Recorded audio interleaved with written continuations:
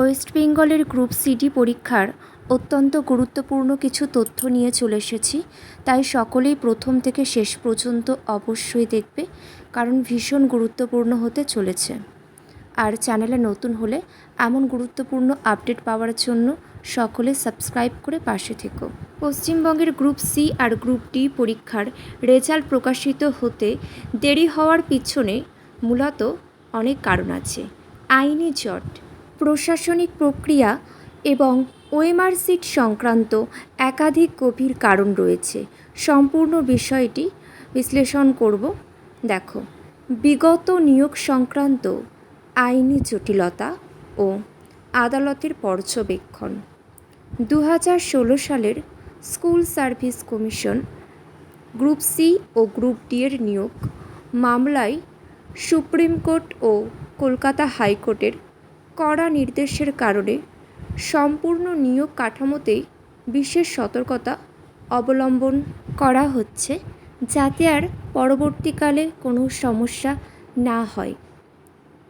আদালত পূর্বে প্যানেল বাতিল ও দুর্নীতির অভিযোগে কড়া পদক্ষেপ গ্রহণ করায় নতুন চলমান প্যানেল তৈরিতে সামান্যতম আইনি ত্রুটি যাতে না থাকে সেই দিকে কিন্তু কড়াকড়িভাবে নজর দেওয়া হচ্ছে। কমিশন সে বিষয়ে অতিরিক্ত সময় নিচ্ছে, আর তোমরা ধৈর্য ধরো আর ইন্টারভিউর জন্য এখন থেকে ভালো করে প্রস্তুতি নাও, যাতে তখন আর সমস্যায় না পড়তে হয়।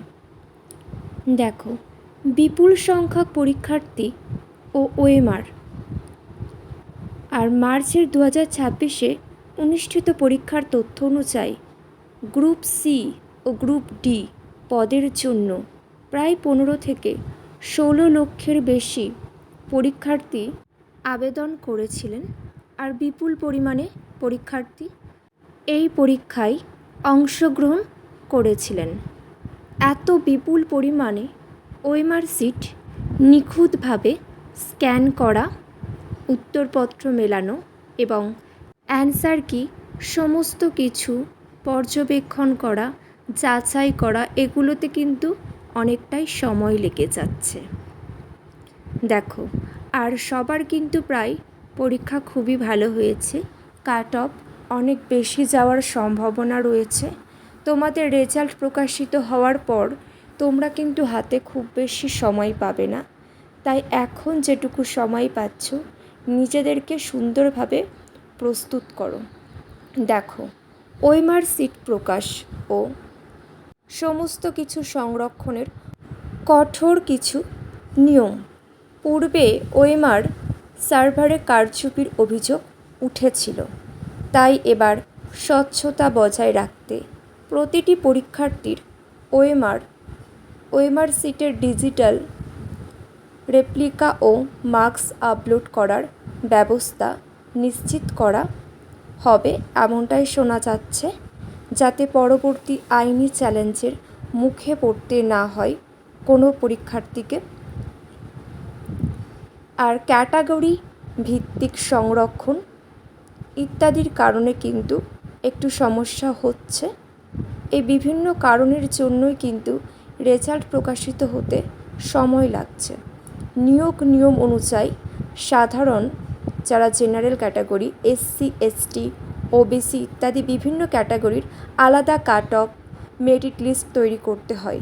একই সাথে অ্যাকাডেমিক স্কোর, অভিজ্ঞতা যদি প্রযোজ্য হয় এবং লিখিত পরীক্ষার প্রাপ্ত নম্বর যোগ করে চূড়ান্ত প্যানেল প্রস্তুত করতে প্রশাসনিক স্তরে প্রতিটি ধাপ বারবার চেক করে দেখতে হয়।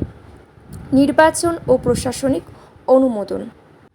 বিভিন্ন প্রশাসনিক প্রক্রিয়া, বোর্ডের শূন্যপদ পুনর্বিন্যাস এবং ঊর্ধ্বতন কর্তৃপক্ষের থেকে প্যানেল অনুমোদনের জটিলতা রেজাল্ট প্রকাশে বিভিন্ন কারণে বিলম্ব ঘটাচ্ছে। বর্তমান পরিস্থিতি দেখে নাও তোমরা। প্রত্যাশিত সময়। কমিশন তাদের অফিসিয়াল পোর্টালে চূড়ান্ত আনসার কি প্রকাশের কাজ শেষ করছে।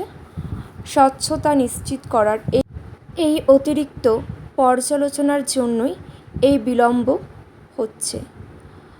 প্রশাসনিক সূত্রের ইঙ্গিত অনুযায়ী মূল্যায়ন ও আইনি সমস্ত কিছু শেষ হলেই West Bengal school service commission এর অফিসিয়াল ওয়েবসাইটে খুব শীঘ্রই রেজাল্ট প্রকাশিত হবে। তাই তোমাদেরকে বলছি অপেক্ষা করো, আশা করছি সবই ভালোই হবে।